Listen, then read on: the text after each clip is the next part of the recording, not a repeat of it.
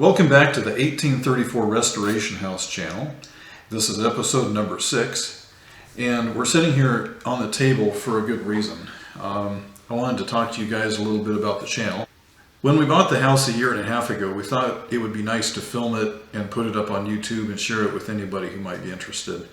And early on we grabbed a couple of subscribers and really didn't see any channel growth in the whole time we were doing this, but we were able to continue on with it and restore the house to some degree. But what's happened is lately the channel somehow got promoted, I guess, and a lot of people saw it, and suddenly there's been this huge explosion in growth, and we're literally seeing the numbers just climb and climb and climb. So we're kind of as surprised as you are, maybe. But definitely surprised. Anyway, we appreciate all the viewership and all the kind comments and everything. I want to apologize for the last couple of videos because they weren't really videos, and normally when we do videos we like to show video, not still pictures, but we were so busy doing the work, we'll get into that in a few minutes, but we were so busy doing the work that we didn't have a chance to film, and that's why that happened. Now we've got so many people that have come aboard in the last few days, probably the past week, right? I don't know. We've been so busy. I haven't really paid attention. So, and we'll get into that in a few minutes too, why we're so busy. But anyway, we've had a lot of questions from you guys, and I've been collecting those, and so I thought we'd sit down and have a Q&A session and see if we can answer some of your questions. So if you'd like to be the moderator, I'll see what I can do to answer them. Okay. First question, was the South House ever a doctor's office? As far as we can tell, no. We've looked through several historical documents that we've been able to find. We went to the Historical Society, we talked to them. We talked to previous owners who had talked to old-timers back in the day, and we really haven't come up with any evidence that supports that it was a doctor's office. We think rather it was probably built just to expand the house because of extra children that they didn't expect to have. Or who knows? It was an apartment at one time. It was an apartment at one time. It's got a whole separate electrical section. Right. And there was a kitchen area in there in the beginning. Mm-hmm. It was built much later than the original house. The original house was 1834. That was the brick house. And then the wood house was built as an addition onto that at some point. But like you said, it was converted to an apartment by somebody. Then it was converted back to living space, and that's the way it is today. But the circuit breaker still says apartment on it.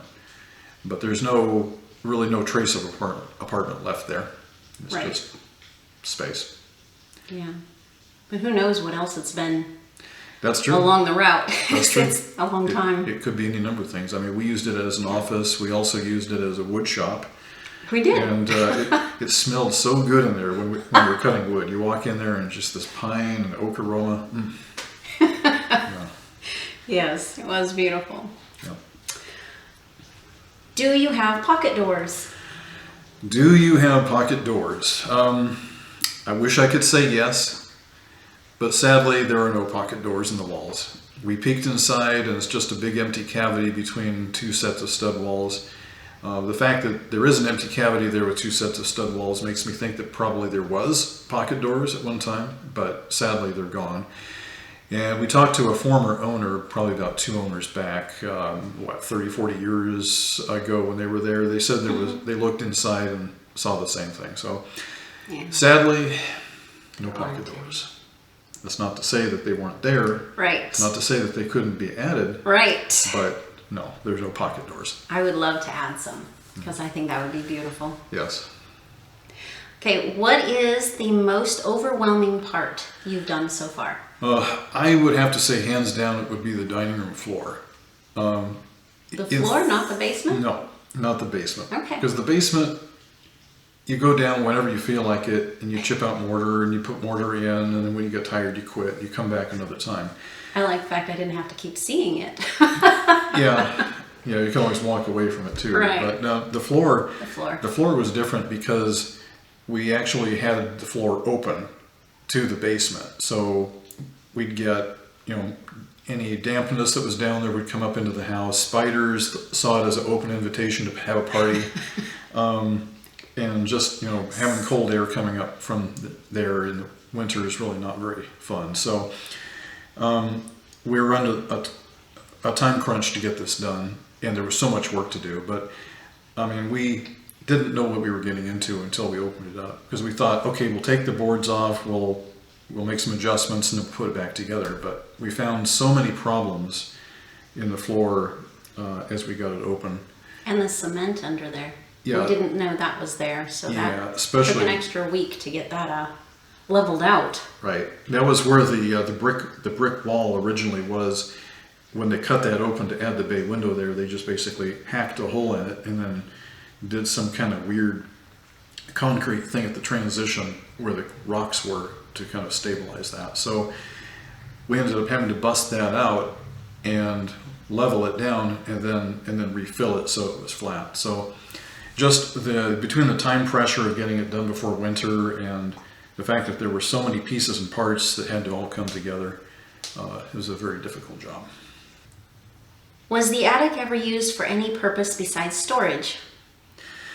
Yes. Now, as far as we can tell from talking to people and other historical documents we've looked at, the room was basically, it was finished in probably the late 50s. Somebody went in there, they put sheetrock in, they installed ductwork and a furnace to heat the space, they installed lighting, power. And the AC. And air conditioning, yes. They did put the AC in that time too. Right. It's funny because the air conditioning unit and the furnace that goes with it are original to that time period. They are so vintage that they're actually painted green, and you never see a furnace painted green anymore, right? Unfortunately, they don't work. The gas is cut off to it, the refrigerant lines are cut off to it, but the equipment is still in place.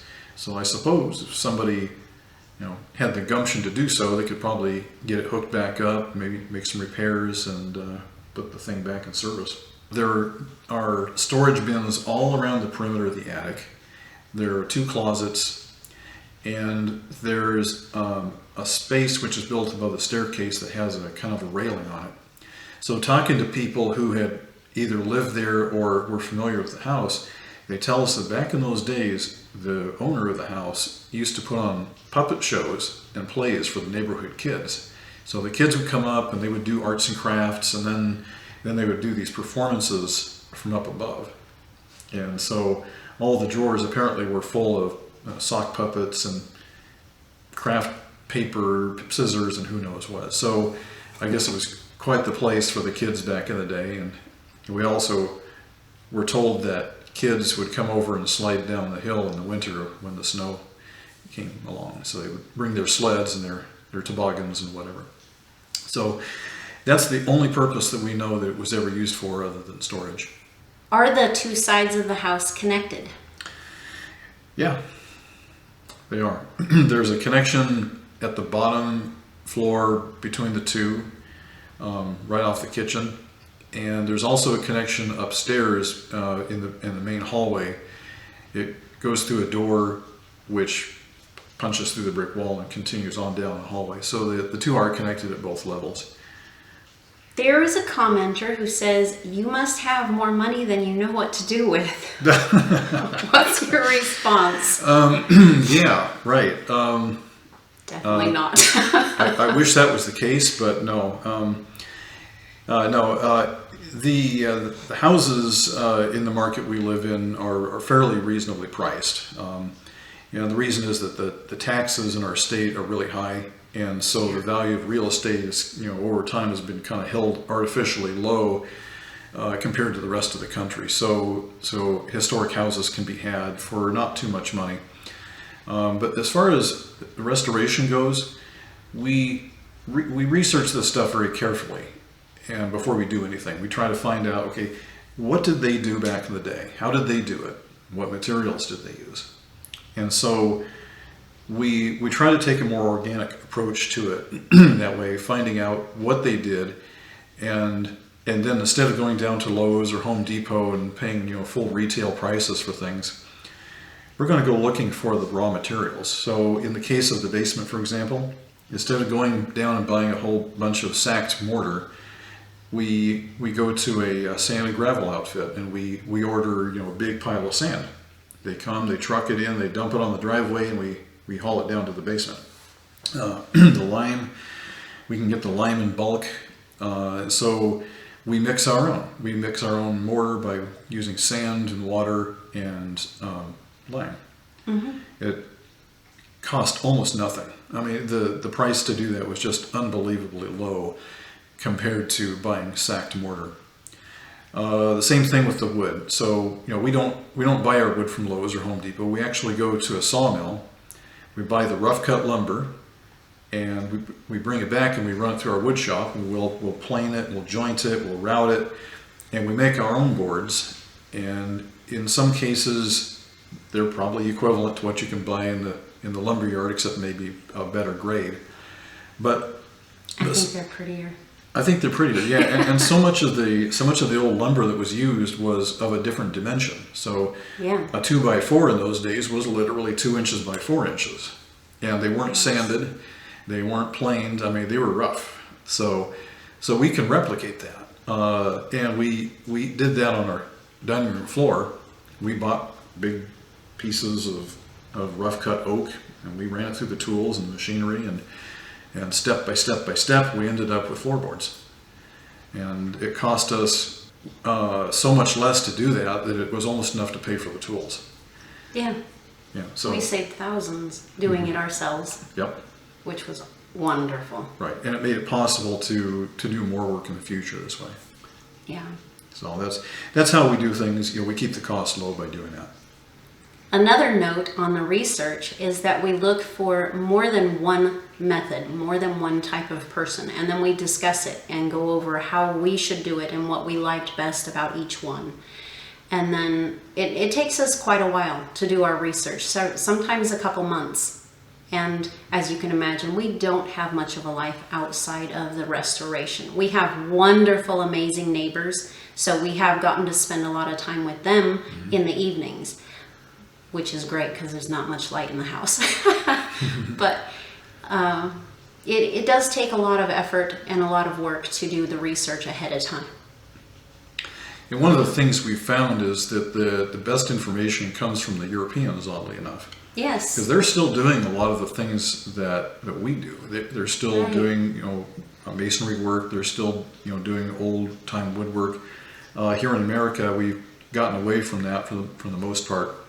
And a lot of that knowledge is gone. I mean, there's still a few people practicing it, but with YouTube coming along, there seems to be a resurgence of interest in this, and so people are learning the craft and passing it on to other people, and that's really exciting. So one day, maybe we'll see houses that are built with wood again instead of particle board. Yeah, it is getting easier to find the information. Mm-hmm. No matter what kind we want to look for or how we would like to do it. Mm-hmm. Yeah. Which side of the house was built first? Okay, there's been a raging debate on our comments about which section was built first. Was it the brick house? Was it the wood house? And there's arguments on both sides of the fence. So what I'm going to do is explain what we know from historical research that we've done. So we've looked at documentation, we've read through old books, we've talked to people, we went to the Historical Society. The owner of the house that was built was part of a wealthy family, and he had significant land holdings in the area. And I'm talking significant land holdings in the area. So he was a man of money. So that tells me, and everything that we've read tells me that the brick house was built first. It was built very well, and probably cost a lot of money to build at the time. So a man of means wouldn't have built a simple, tiny wood frame house. It just wouldn't happen, especially somebody from the family that this person was from. I'm not going to name them, obviously, but so that was built first. Now, when the house was built, it was a simple brick box house, 2 floors. It had some really nice stuff in it. With a basement. With a basement, and some of that stuff is now gone, and some floor plan changes were made. We can get into that at another point. When the house passed on to different owners, somewhere around 1870, another owner came along and said, you know what? Second Empire architecture is all the rage right now. So how can we make this house look more like a Second Empire house? Because before that, it was just a plain brick box with a plain roof on it, and it had big windows. So he comes along and he gets his builders and architects together and whoever was involved, and they basically reimagined the house to be this beautiful Second Empire architectural house. They put in bracketry and massive trims and all kinds of fancy things that they put on. The porches were probably rebuilt to be more expansive and more decorative. And at that point in time, they also built what we refer to as the South House, the wood part of the house. They built that because that architecture there is very definitely part of the Second Empire. I don't know why he did it. I don't know if he had more children and needed more space, or who knows what the reason was. But the fact is, he did it, and the house looks like it does today because of what he did. And I'm thankful for that. So, in restoring the house, that would be the time period that we would obviously want to keep the Second Empire look. It was our intention to redo the kitchen at some point, probably back to the 1920s. Because before the 1920s, kitchens weren't really practical for the way we live today. But you start getting past the 1920s and they start looking too modern. So 1920s has always been the target time period for the kitchen restoration, which has not happened. Not yet. Is the house haunted? Ooh. Not that we know of. We have never seen or heard anything spooky in the house. Just the radiators. Yeah, the They radiators. make their little creaks Yeah, and they pops. pop and they snap and But- you hear water rushing through them sometimes. But, old houses do shift around and they move. Occasionally there's a big pop or a bang somewhere in the house, and it's just because, something, wood is shifting, or maybe we stepped on something at some point, and then later on the pressure kind of releases itself, and then it makes a bang noise. But no, we've never seen or heard anything that was supernatural. Where do the back stairs go to? Okay, the back stairs were built as part of the addition, and oddly enough, they go to the same place, which is at the top of the main staircase. They're separated by the brick wall, of course, but the main staircase goes up, turns like this, and goes up to the top. The back staircase on the other side of the brick wall goes right straight up to the top there, and they converge right at kind of a landing right there. So they both go to the same place. It's really handy when you're doing restoration work on one, because now you can just abandon that one and use the other one. Right. It's super easy. It was nice to have a second set of stairs. Right. One other thing too is that the two parts of the house, the main and the south part, are heated independently. They have independent heat zones from the boiler. Yeah, that was really nice during construction. And We could shut one down and heat the Yeah. other space. yeah. What was the original heat? Oh yeah, the original heat in the house absolutely were fireplaces. If you wanted to stay warm, there was really only two places you could do it, and that was either the main living room or the master bedroom. There were no other fireplaces in the house. How they heated the other addition of the house, I have no idea. Maybe they didn't. I really couldn't say for sure. I think by 1870 they probably had a wood burning stove of some kind in there, but I'm not sure. Like a cast iron stove of some sort, maybe. Yeah. We've talked extensively about our boiler and our radiators and all of that, but that's not the original modern heating system. We found evidence of an older system that was in place some years back before that one, and that one would have been a steam boiler. We found little shreds of asbestos where pipes used to go through walls, and they're much larger, which is indicative of a steam pipe. And you can also see holes in the floors in some places. Like when we did the dining room, there was a couple of big holes in the floors where an old radiator used to be. So that would be a steam radiator. At some point, that whole system was torn out, completely replaced with a hot water system, which is the one that's there now. Yeah. Which I love, Oh by yeah. the way. Oh yeah. I do not like modern heating. I love this boiler system. Yes. It is so nice to have consistent heat all the time. Right. Yeah. So for those of you who suggested we rip it out and put in an HVAC forced air system, no. Don't have air blowing at me somewhere in the house or kicking up dust somewhere. I love it. It's just all of a sudden gets warm and then it tones down slowly. Right. But by the time it's slowly coming down, it's starting to come back up an hour or so later. It takes a while and it's wonderful. Right. I absolutely love it. Yeah, it's great. I mean, we don't have to change furnace filters. We don't have air blowing around. Hot water retains heat much longer than air. So once it shoots hot water through the system, it's going to sit there and continue to give off heat for quite a long time. It does. It's nice. And I mean, in the dead of winter, it runs a lot, but in the shoulder seasons, it doesn't really run that much because it heats up, shuts down, and you really don't hear from it for another 20, 30 minutes. Speaking of which, the main house, the brick walls are so thick that even if it's 90 degrees outside, the house still stays about 72, 73. So quite often in the summertime, I actually had to open the doors to warm up because I wasn't moving much at that point. Or if I was down working in the basement, I'd have to come up to get warm because it just stays so cold. We really didn't need AC, so we didn't put any in yet because we didn't feel we needed it. Right. We open up the attic windows if it got too hot, which it never did. But you could have the whole Venturi system going all the way up the stairs with all the windows that house has. Right. Yeah. It's And awesome. what she's talking about there is because the attic windows are open 3 floors above you. Yeah. When you open up the bottom floor, the doors and windows, all that hot air goes up, goes right up the stairs into the attic and out. It pulls the colder air in from below. So we could open up in the morning and get some really cold air in the house in the morning, shut it down, and then it stays comfortable all day long. So we never had air conditioning, and I think maybe there was a couple of days in there where we kind of thought, it's just a little too hot. It'd be nice to have some cooling, but it's They were only rare. It's rare. Only a few It's days very out of rare. the year. Meanwhile, all of our neighbors are cranking their air conditioners and running electricity, Yeah. trying to stay cold. It was nice. It was nice. Yeah. Okay. Do the fireplaces work? We don't know. They seem to be intact, but when we bought the house, the inspector went through and he looked at it.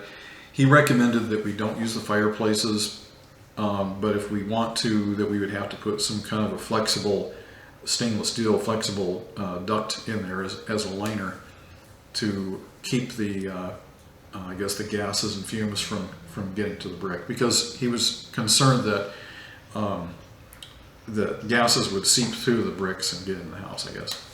Yeah. Or There's no liner in it, so Yeah. in either one. Right. I mean, yeah, So they would need a They liner. probably would work. We could probably build a fire in it right now and it would work. Is it safe? Maybe, maybe not. But Right. we've never tested the theory. I mean, with the No. with the boiler system working so well, we just don't need the fireplaces. Right. Are you trained in restoration? Well, formally, no. But, I've spent a lifetime of learning about construction trades, how things work, and even though I've never worked in construction trades, I've watched, I've learned, I've actually helped people with things. But I've had a lifelong love of old houses and architecture. My mom gave that to me. Yes. Every time we'd be out, She loves she'd that point stuff. out, look at that house there, look at that's a Second Empire, that's a Victorian, that's a Greek Revival. Yeah. And so I developed a love for those at a young age. And so I've spent a lifetime just learning how things are put together. And being an engineer by trade, I tend to be a perfectionist at times. And so Oh, yes. sometimes what I do takes a little more time than ought to, but Yes. we try to get the best result we can. So I can't apologize for that. No, you shouldn't. I love the way it turns out. So over the years of marriage, I have learned to let him take his time on certain things. They just need to take time because I do love the way it all turns out. He does a fabulous job. Well, thank you. You're welcome. Yeah. So next question, is your house for sale? Yes, our house is for sale. There's been a lot of debate and discussion on the channel about that, but yes, our house is for sale. I've been asked to serve as Director of Engineering for a company down in South Carolina, and we've already relocated here, and I'm getting ready to start that job in a few days, which unfortunately means we won't be able to do any more work on the house. So what is next for us? So what is next for us? Well, first let's talk about what's next for the house. So we're looking for a good buyer who can take the house and love it as much as we have, and if they see fit, maybe they'll do some more restoration.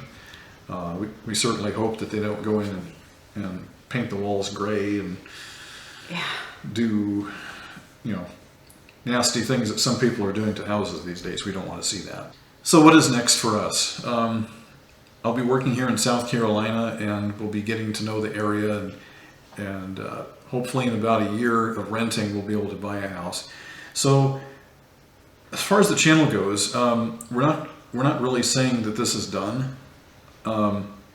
There are possibilities of having historic houses again down the road that we could restore, and I would definitely like to do that again. It was a lot of fun, and we really enjoy living in houses that were made of mortar, stone, and wood.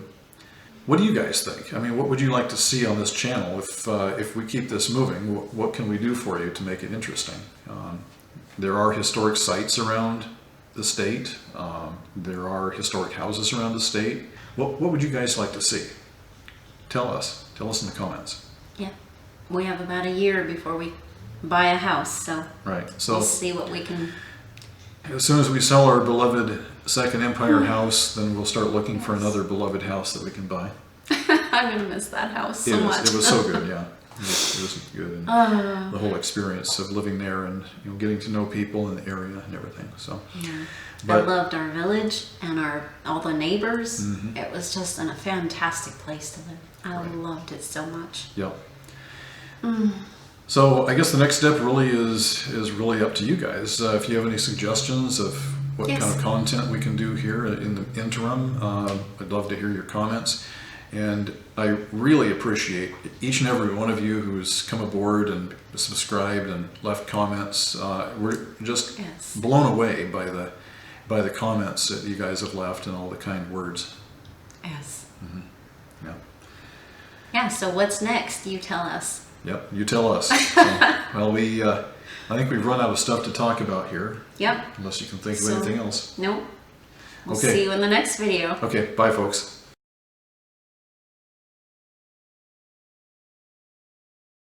Welcome back to another episode of 1834 Restoration House. This episode is going to be a little bit different because when you have a house that's this old, it has lots of old wood in it. Some of it's rotted, some of it's broken, some of it's been stripped out, and there's been a lot of remodeling done over the years. So we plan on taking all of the 20th century modifications out of this house to the greatest degree possible while still keeping it livable. But how do you make the woodwork? How do you do that custom wood that looks so wonderful? Well, you're not going to do it by getting wood from Home Depot or Lowe's or any of those places. They just don't have that kind of wood. You have to go to hardwood dealers or mills and get the wood that's thick enough that you can actually mill it down. We decided that the best way to handle this was to build a woodworking shop. So we took this room over here and we cleaned it out and we brought in some stuff. Come on in and check it out. We got a planer, a jointer, and a dust collector. And I'm going to assemble all this into a nice woodworking shop where we'll manufacture all of the lumber that we need to do the restoration on this house.